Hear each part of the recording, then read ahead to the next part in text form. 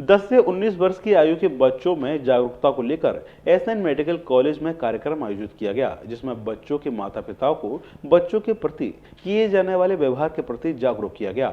बढ़ती उम्र के बच्चों की परवरिश को लेकर किए जाने वाले कार्यों पर भी चर्चा की गई। एसएन मेडिकल कॉलेज में बढ़ती उम्र के बच्चों में फैल रहे जंक फूड एवं अल्कोहल के बढ़ते चलन पर रोक लगाए जाने हेतु कार्यक्रम आयोजित किया गया। इस कार्यक्रम में माता पिता को बच्चों के प्रति अपनाए जाने वाले व्यवहार के बारे में समझाया गया। कार्यक्रम में मौजूद डॉक्टरों से बच्चों के परिवारजनों ने कई तरह के सवाल जवाब किए, जिस पर डॉक्टरों के द्वारा सवालों के समाधान पर प्रकाश डालते हुए परिवारजनों को गहनता से समझाया गया। हमें एडोलेसेंट वीक मंगाया जा रहा है, जिसमें जो 10 से 19 साल तक के बच्चे हैं उनके अंदर जो हम लोगों को प्रॉब्लम्स मिलती हैं उनके बारे में चर्चा की जाए और जनता को जागरूक किया जाए कि इस उम्र के बच्चों के अंदर कुछ ऐसी प्रॉब्लम्स मिलती हैं जो कि छोटे बच्चों से हट के होती हैं। तो ये प्रोग्राम हमारे बाल रोग विभाग के कॉन्फ्रेंस हॉल में ऑर्गेनाइज़ किया गया, जिसमें करीब 50 से 60 अभिभावक जिनके बच्चे यहाँ हमारे बाल रोग विभाग में भर्ती हैं वो थे।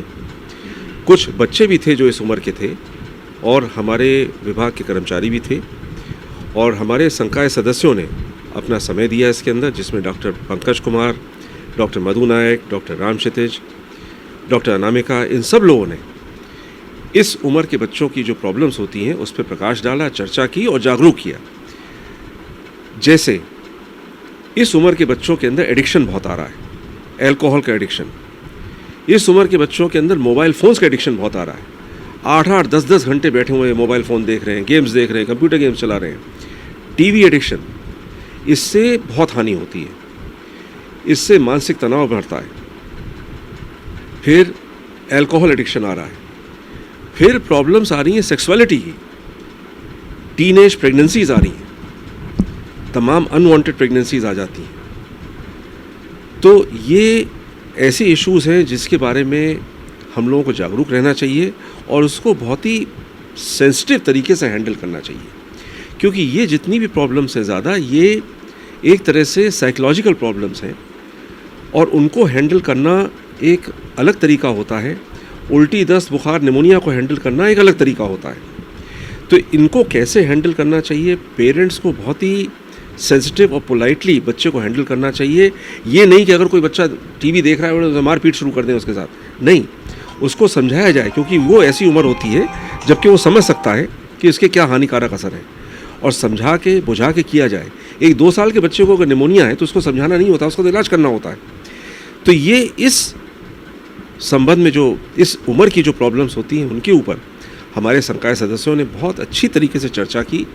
हमारे एडोलेसेंट्स जो 10 से 19 साल के यूथ हैं उनमें जागरूकता फैलाने के लिए ये कार्यक्रम किया गया था।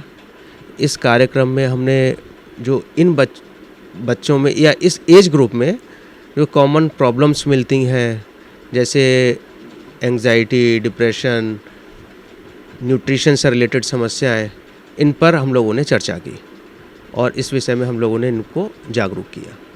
किस तरह की जागरूकता हम लोगों को बताई गई? छोटा सा उदाहरण, जैसे आजकल हम लोग जो बच्चे हैं 10 से 19 साल के, जैसा कि मैंने आपको बताया कि ये बच्चे हमारे समाज का भविष्य है।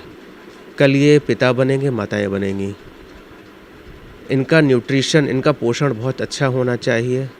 कोशिश करनी चाहिए कि जो जंक फूड आजकल जो कि बहुत ज़्यादा प्रीवलेंट है उनसे बचा जाए, नशे की आदत से बचा जाए। सिगरेट बहुत ज़्यादा कॉमन है। आजकल शराब का भी प्रचलन इस यंग एज ग्रुप में काफ़ी ज़्यादा चलने लगा है। तो ये सब शरीर को नुकसान पहुंचाते हैं और अगर इतनी जल्दी इस पे अगर बच्चे इसके चंगुल में फंस जाते हैं तो आगे बहुत समस्याएं पैदा। डीजी महाराजा न्यूज़ के लिए राशिद हुसैन की रिपोर्ट।